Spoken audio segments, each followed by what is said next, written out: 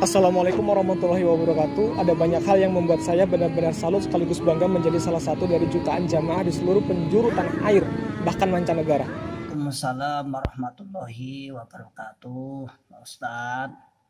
Alhamdulillah panjenengan bangga. Apa tuh yang jenengan bangga nih dari jutaan jamaah di seluruh Indonesia dan penjuru dunia itu? Apa coba jenengan bangga nih apa? Jutaan apa? Jutaan orang apa jutaan rambut? Coba sebutkan. Dimulai dari praktek mengkaji Al-Quran dan Al-Hadisnya yang mencocoki kaidah Islam. Rutinnya kegiatan pengajian yang tidak hanya sekali dalam sebulan, bisa 3 bahkan 5 kali dalam seminggu. Ditambah kefahaman agama mendalam yang benar-benar mendarah daging. Itu terjadi seperti itu toh. Jadi di dalam jamaah itu bangga jenengan karena pengajiannya sesuai dengan kaidah Islam, yaitu ngaji 1 atau 2, 3 kali sampai 5 kali dalam seminggu. Berarti kaidah Islam itu ngajinya 3 kali sampai 5 kali dalam seminggu. Dan itu jenengan antum, Ustadz itu ambil dari mana kaidah Islam yang ngaji itu seperti itu? Kok saya baru dengar ya bahwa itu kaidah Islam. Ditambah lagi Al Ustadz mengatakan mendarah mendaging dalam kefahaman agamanya. Paham apa sih ya? Paham apa? Kok Pak Ustadz kok meden-medeni kok paham apa? Paham apa yakin? Paham apa yakin doktrin? Coba jangan jelaskan lagi jajal. Piye dah? Coba. Jadi bukan hanya kepada mereka generasi mudanya saja, bukan hanya kepada mereka generasi tuanya saja, pun bukan hanya terjadi kepada mereka generasi emasnya saja. Tetapi itu nyata terjadi di semua generasi, baik yang masih cabai rawit, remaja, muda-mudi, orang tua, bahkan juga lansia. Rata-rata dari mereka semua memiliki kefahaman agama yang sangat-sangat luar biasa. Itu banyak Ustadz, bukan hanya jamaah, bukan hanya jamaah jenengan nih, bukan nih.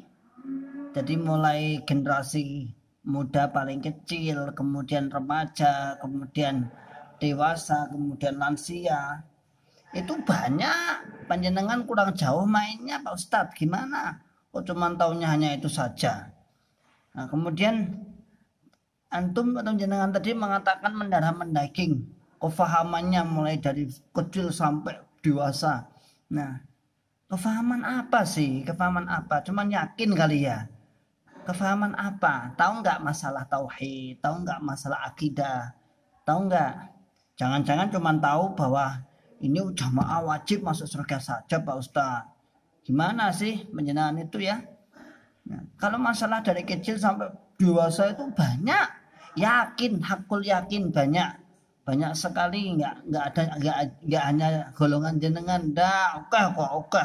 Di sini juga banyak. Saya juga membina di sini itu dari kecil sampai besar itu ada semua. Sampai lansia juga ada semua kok. Sampai coba lihat dulu lah ya. Lihat dulu, jangan kesusu, jangan mengklaim paling dan paling ya. Ya saya lihat lihat dulu ke sana dulu ya Pak Ustadz ya. Coba jenengan mau membanggakan apalagi jajal coba piendang. Di saat umumnya dunia luar mewajibkan seorang anak mengaji hanya sampai ketika mereka berusia dini, paling mentok juga SMP, dan setelah itu terserah sibuk dengan urusannya masing-masing. Tetapi tidak dengan satu-satunya jamaah. Sejak dini diajarkan ilmu agama yang murni sesuai dengan Al-Quran dan Al-Hadis. Remaja, muda-mudi, orang tua, lansia, bahkan sampai akhir hayatnya pun tetap diramut dengan aturan-aturan, ajaran-ajaran yang sesuai dengan Al-Quran dan Al-Hadis. Karena pada dasarnya jamaah sangat memahami bahwa mencari ilmu itu dari lahir sampai mati. Juga tuh di sini ya, kalau di mana-mana, artinya di luar bukan hanya. Makanya saya mainnya agak jauh ya Ustadz awal itu mainnya agak jauh. Di sini tuh ada pembinaan juga mulai dari kecil sampai dewasa. Banyak di pondok-pondok atau di jamaah-jamaah di situ banyak pembinaannya, bahkan dengan berbagai istilah, mempunyai istilah-istilah ya. Ada manarul Quran, ada pembinaan Baitul Quran dan lain sebagainya. Bahkan ada program di sebelah sini itu ada program hafal sebelum balik, hafal Quran sebelum balik, dan ada juga pembinaan bahasa Arab bagi orang-orang tua. Oke. Jadi banyak sekali kok ya. Kemudian terus dalil bahwa mencari ilmu itu dari lahir sampai mati. Itu juga sudah dipahami oleh orang-orang sini, itu banyak yang orang-orang luar itu banyak sekali memahami dalil seperti itu, banyak. Memangnya yang membuat dalil itu golongan jenengan, memangnya itu produksi produk dari golongan jenengan dalil itu, memangnya itu punya siapa dalil itu ya. Jadi sampean harus main lebih jauh lagi Ustadz awal ya, biar tidak kagetan, biar tidak merasa bangga di dalam tempurung, seakan-akan di dalam tempurung ada sebuah istana, ternyata cuma hanya di dalam tempurung saja yang dikasih lampu listrik. Anda cuma sundul ditambah batok tempurung tok saja, nggak tahu kesana kemari ya. Jadi pembinaan sampai pemahaman mendarah mendaging bukan pemahaman, itu hanya keyakinan doktrin. Saya percaya kalau itu keyakinan doktrin yang mendarah mendaging, itu saya percaya ya. Ya Ustadz ya, coba jangan mau membanggakan apa lagi, jajal kok bangga banget ya. Mungkin hal tersebutlah yang menjadi alasan kenapa semua jamaah tidak mudah terprovokasi, terpengaruh, bahkan cenderung berpengaruh. Ada sebuah pondasi yang kuat di dalam hati masing-masing jamaah, sehingga ketika ada segelintir kaum penghasut yang mencoba merongrong kefahaman jamaah, bukannya imannya menjadi lemah, justru malah semakin kuat. Seperti halnya dalam hal infak atau sedekah. Tanpa membuat pengumuman di masjid-masjid, di jalan-jalan, atau membuat pengumuman rekening donasi, jamaah dengan sangat antusias dan berbondong-bondong niat karena Allah memberikan infak dan sodakonya dengan tanpa ditimbang-timbang, karena yang ada di dalam hati mereka. Iya ya, banyak jamaah yang tidak terpengaruh ya, banyak sekali jamaah yang tidak terpengaruh. Ya masalahnya sama nggak ngerti sih ya, nggak ngerti. Coba dibuka di akun saya itu, di daftar orang-orang yang murtad itu kan banyak. Itu justru malah orang-orang pinter yang keluar itu orang-orang yang pinter. Terus jenengan mengatakan banyak yang tidak terpengaruh, justru malah berpengaruh. Berpengaruh apa? Coba sekarang kalau sampai sekarang hitung siapa yang terpengaruh. Rata-rata orang-orang awam, orang-orang yang nggak ngerti agama yang terpengaruh itu, yang ikut itu orang-orang yang nggak ngerti agama, lalu diberikan jalan kunci singkat, gitu. Singkat. Jadi wong serang ngerti agama, lalu diberikan dengan singkat. Pokoknya ini yakin nanti masuk surga.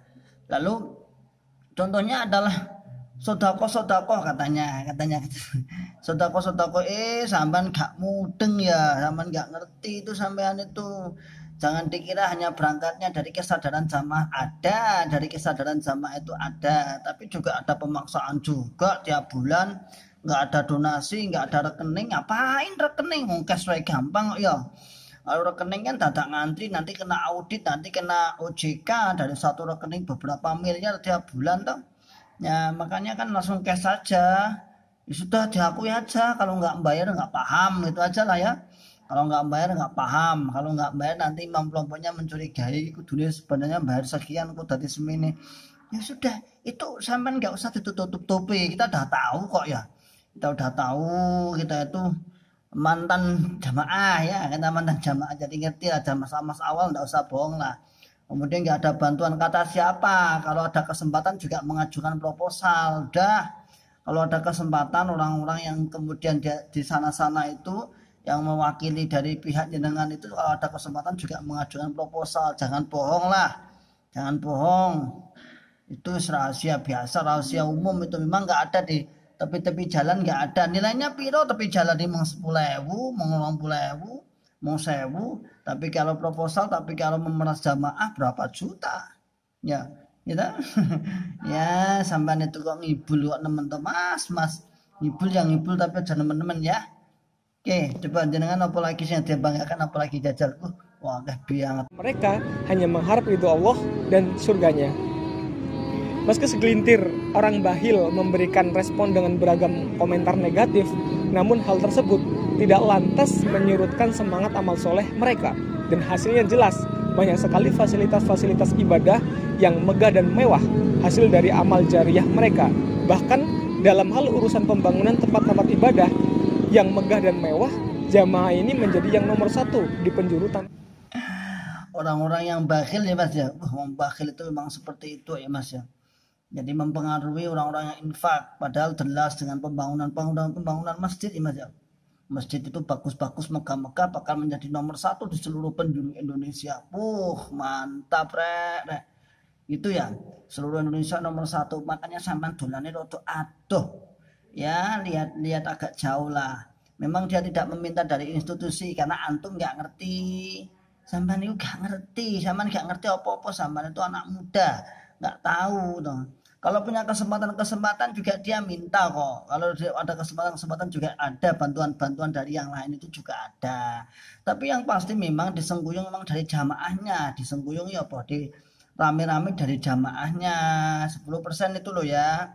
10% kemudian dijatah. Kalau enggak bayar nanti ditagih, didobeli, menjadi hutang dan lain sebagainya. Sehingga jamaah-jamaah itu berat itu aslinya. Hasilnya berat itu dan banyak, bulan-bulan itu sudah mengatakan banyak loh mas ya. Kemudian patokan dengan mewah-mewah, megah-megah, belum seberapa bangunanmu dengan golongan sebelah itu belum seberapa ya. Taumu hanya masjid itu aja yang dibanggakan, menara itu aja. Banyak yang lebih kaya itu banyak. Bahkan tak tersentuh sama sekali sosialmu loh ya, bangunan-bangunan terus tiga kon gawe botol sisan, botol merah sisan, sudah apa musim kemarau suruh buat bata sisan. Memang semua jamaah pabrik bata, memang semua jamaah itu tukang buat bata. Tahu-taunya kan bukan bata tapi uang toh. Kalau ditumpuk-tumpuk nggak apa-apanya itu, dengan bangunanmu dengan uangnya itu nggak ada apa-apanya, kamuflase saja itu ya. Itu coba apa yang membanggakan, apa coba jajal-jajal. Tanah air tanpa bantuan dari lembaga serta institusi apapun, hanya bermodalkan kefahaman agama yang kuat, jamaah mampu memberikan edukasi kepada publik bahwa kefahaman agama dapat mengalahkan segalanya.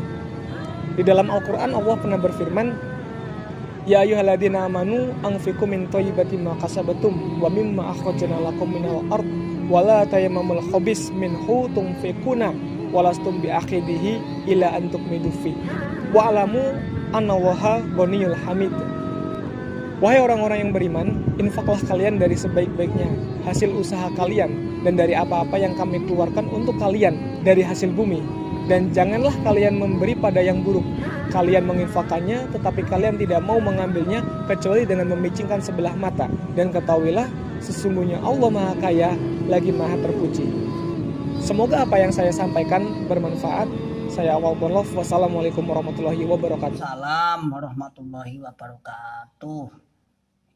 Ya memang panjenengan itu memang dalam penggalian dananya luar biasa. Tapi gini ya, catatan terakhir sebelum saya sudah salam ya. Tapi jangan maksa dong, jangan pakai infak persenan dong ya. Dalilnya bagus, infaklah kalian dari apa yang telah diberikan rezeki oleh Allah. Lalu panjenengan membuat syariat sendiri, membuat perhitungan sendiri, bahkan hampir seperti orang-orang Nasrani. Ya Mas Awal ya. Samban yang pertama catatannya adalah 1, samban itu kurang jauh mainnya. 2, samban terlalu banyak membuat sebuah puitisasi dalam bahasa, luar biasa bahasanya. Sehingga orang-orang awam akan mengikuti jenengan, wah luar biasa ini. Yang ketiga, jenengan itu berbohong atau berbohong di hadapan para mantan-mantan. Yang keempat, ada beberapa catatan, jenengan itu menafikan golongan yang lain dan sombong takabur atas golongannya, padahal gak ngerti. Jadi apa yang antum sombongkan kalau antum itu tidak ngerti ya? Maka sebelum menyombongkan itu lihat dulu secara mendalam. Antum hanya mendalami satu tempurung, bahkan padahal di sana-sana banyak gedung. Jadi antum hanya mendalami satu tempurung saja. Ya sudah begitu saja Ustaz Awal ya. Sedikit kita ngobrol tadi. Saya bangga jadi jamaah kemudian jadi JRK ya. Jadi jamaah kemudian jadi JRK. Oke, dari saya ya, kenalkan nama saya Ikhwan Al-Fakir ila Rabbi Ikhwan. Bangga itu bukan untuk bangga-banggaan, tapi bangga alhamdulillah Allah menunjukkan hidayah kepada kita semua. Tetap pemirsa, tetap berakal sehat, berakal waras. Wa akhiru da'wana alhamdulillahirabbil alamin. Dan saya untuk semua, assalamualaikum warahmatullahi wabarakatuh. ولتكن منكم أمة يدعون إلى الخير ويأمرون بالمعروف وينهون عن المنكر